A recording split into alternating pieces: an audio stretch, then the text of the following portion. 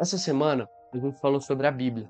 Por que ela parece difícil, por que a gente lê sem entender e por que ela foi mal explicada. Mas falta responder a pergunta essencial: o que é a palavra de Deus? Porque enquanto a gente não entender isso, nenhuma técnica de leitura vai funcionar. E o problema é que muita gente passa a vida inteira tratando a Bíblia como um livro qualquer.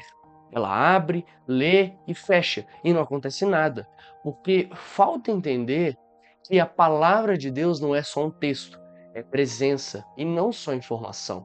É revelação e não é algo que a gente domina, é algo que te transforma quando você se abre. E na segunda-feira, a gente viu que muita gente desiste da Bíblia porque parece impossível de entender. Nomes estranhos, histórias confusas, culturas completamente diferentes. E o problema não era você, era a falta de formação, porque a Bíblia ela não foi feita para ser lida como um romance ou como um manual.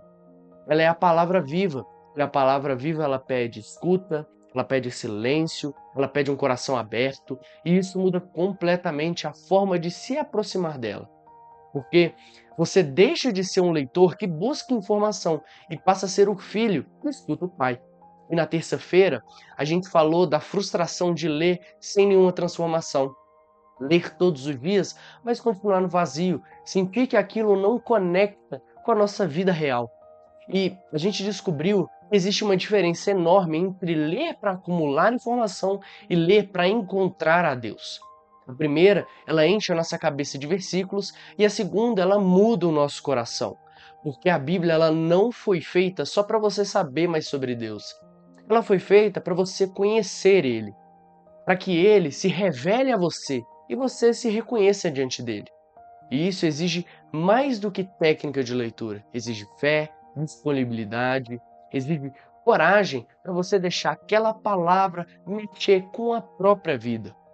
Então, na quarta-feira, a gente viu que a Bíblia ela foi mal explicada. Muita gente cresceu achando que ela é só uma história antiga, de pessoas que viveram há muito tempo, ou um manual de regras, ou um livro complicado só para quem estudou teologia. Mas a verdade é completamente diferente. A Bíblia é a revelação de Deus. É Deus se comunicando com a humanidade ao longo da história. É a história do amor de Deus que é nos contada de dentro dessa história. E quando a gente não entende isso, quando a gente trata a Bíblia como se ela fosse um livro normal, ela perde o essencial, perde o encontro, perde a força transformadora que ela carrega. Então, a gente vai ao que importa de verdade, o que é a palavra de Deus. E aqui a gente precisa ir com calma, porque esse é o fundamento de tudo. Primeiro, a palavra é viva e não morta. Ela não é um texto congelado no passado, como se fosse um documento histórico. Ela atravessa o tempo, ela atravessa culturas, gerações e chega até você, hoje, com a mesma força, com a mesma luz, e com o mesmo poder de transformar. Em Hebreus 4:12, diz que a palavra de Deus é viva, eficaz e mais penetrante que a espada de dois gumes. Isso não é nenhuma metáfora poética, é a realidade espiritual. A palavra age, ilumina o que está escondido e confronta o que está errado e acaba consolando o que está ferido, fortalece o que está fraco. Mas ela só age quando você realmente permite, quando você para de tentar de controlar o que ela vai dizer e aceita ouvir o que Deus quer falar. E essa é a diferença entre quem lê a Bíblia e quem encontra Deus através dela. Segundo, a palavra, ela revela quem é Deus e quem é você. E essa é uma das verdades mais profundas sobre a Escritura. A Bíblia não é só informação sobre Deus, não é um manual de teologia e não é um catálogo de livros atribuídos. Ela é um encontro, ela é Deus se revelando, mostrando quem Ele é. O Criador que te fez com amor, Salvador que te resgatou com sangue, o Pai que te chama de filho, um juiz que te julga com justiça, mas também com misericórdia. E ao mesmo tempo que revela quem Deus é. A palavra revela quem é você, a criatura amada antes de ser pecadora. O filho chamado antes de ser perdido. A imagem de Deus machuca, mas não destruída. Isso muda tudo, porque você não lê, mas como um observador externo, que estuda uma religião. Você lê como alguém que está sendo visto, conhecido, chamado, confrontado e amado. E essas experiências de serviço por Deus através da palavra é o que gera transformação. E o terceiro é a palavra que não é só para informar, é para transformar. E aqui tem uma distinção que muita gente não entende. Existe leitura devocional e existe um estudo bíblico. As duas coisas são importantes. As duas têm lugar na vida cristã, mas são coisas diferentes e servem para coisas diferentes. O estudo bíblico busca entender o texto, o contexto histórico, a língua original, a autoria, o gênero literário, interpretação correta dentro da tradição da igreja. Isso é essencial, porque a palavra de Deus tem um conteúdo objetivo que precisa ser compreendido e não dá para interpretar do jeito que cada um quer. Tem verdade ali que precisa ser respeitada, mas a leitura devocional busca outra coisa. Ela busca escutar o que Deus está dizendo hoje através desse texto, onde essa palavra toca a minha vida, que escolha eu preciso rever, que pecado eu preciso abandonar, que ferida eu preciso levar para Deus, que missão eu preciso abraçar. As duas se completam. O estudo, ele te dá base, a devoção te dá um encontro pessoal. Mas se você só estuda e nunca reza com a palavra, ela só fica na cabeça e não desce para o seu coração. E se você só reza sem nunca estudar, acaba correndo o risco de distorcer a palavra e fazer dela o que você quer e não o que Deus te disse. Quarto, a palavra ela precisa da igreja. E isso é algo que o mundo moderno tenta negar, mas que a história mostra com clareza total. A Bíblia ela não caiu do céu pronta e encadernada com índice e notas de rodapé. Ela nasceu dentro da comunidade de fé. Foi a igreja que, ao longo de séculos, discerniu quais livros eram inspirados e quais não eram. Foi a igreja que guardou esses textos quando eles estavam sendo perseguidos, queimados. E foi a igreja que traduziu, copiou, transmitiu e interpretou essa palavra durante 2000 anos. E é por isso que ler a Bíblia sozinho, sem formação, sem comunidade, sem tradição viva da igreja, é tão difícil e tão arriscado. Difícil porque falta o contexto, falta a chave, falta alguém que mostre o caminho. E é arriscado porque sem a igreja você pode fazer a Bíblia dizer qualquer coisa. Você pode acabar distorcendo, pode usar para justificar o que você já quer fazer. E a história está cheia de gente que usou a escritura fora da igreja para defender uma heresia, uma divisão, uma violência.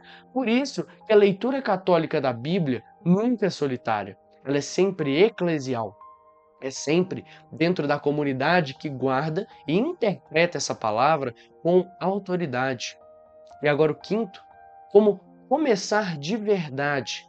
E aqui a gente sai da teoria e vai para o prático, porque não adianta saber de tudo.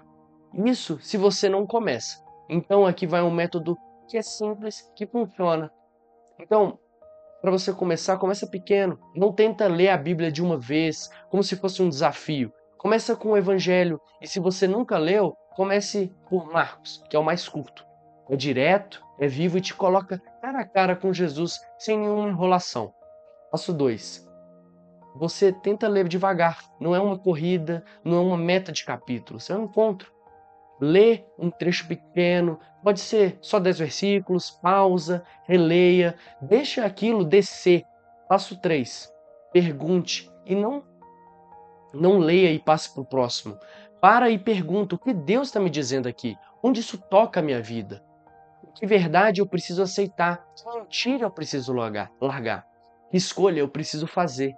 Passo 4. Reza. Não separa a leitura de oração, como se fossem duas coisas diferentes. Converse com Deus sobre o que você acabou de ler. Essa luz, se você não entendeu. Essa força para viver o que entendeu. E agradeça pela palavra que ilumina. Passo 5. Viva.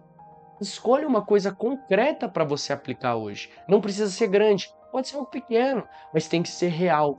Porque não adianta ler 10 capítulos e não viver nenhum deles. A palavra, ela só transforma quando desce para o concreto das escolhas. O catecismo da igreja, ele diz no parágrafo 131, algo que fecha tudo isso com clareza. As Sagradas Escrituras é a palavra de Deus, enquanto é consignada por Espírito sobre a inspiração do Espírito Santo. Isso significa que quando você lê a Bíblia com fé dentro da igreja e com o coração aberto, você não está lendo só um livro antigo, você está escutando Deus falar. É o Espírito Santo que inspirou aquele texto e é o mesmo Espírito Santo que ilumina você agora para entender ele. Isso muda completamente a postura. Você não lê para dominar a palavra, você lê para ser dominado por ela. Você não julga o texto que te julga. Você não usa a escritura te usa, te molda, te transforma e te santifica. E agora respira comigo, feche os olhos se você puder e vamos rezar. Em nome do Pai, do Filho e do Espírito Santo. Amém. Senhor, ensina-nos a ler a tua palavra, não só com os olhos, mas com o coração. Não para acumular conhecimento, mas para te encontrar. Não para dominar o texto, mas para ser transformado por ele.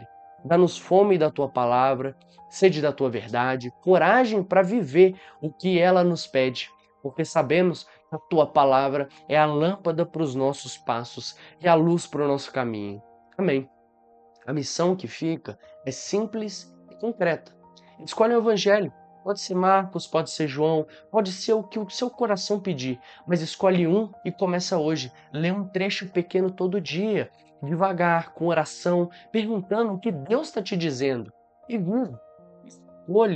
Escolhe uma coisa concreta para aplicar, porque a palavra de Deus não foi feita para ficar na estante e nem para acumular poeira.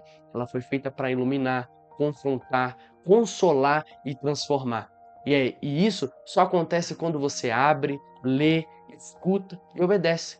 Então, se isso falou com você, comenta aqui embaixo. Qual evangelho você vai começar? Compartilha com alguém que precisa descobrir isso. E se inscreve no canal para continuar essa caminhada de fé. Que Deus te abençoe.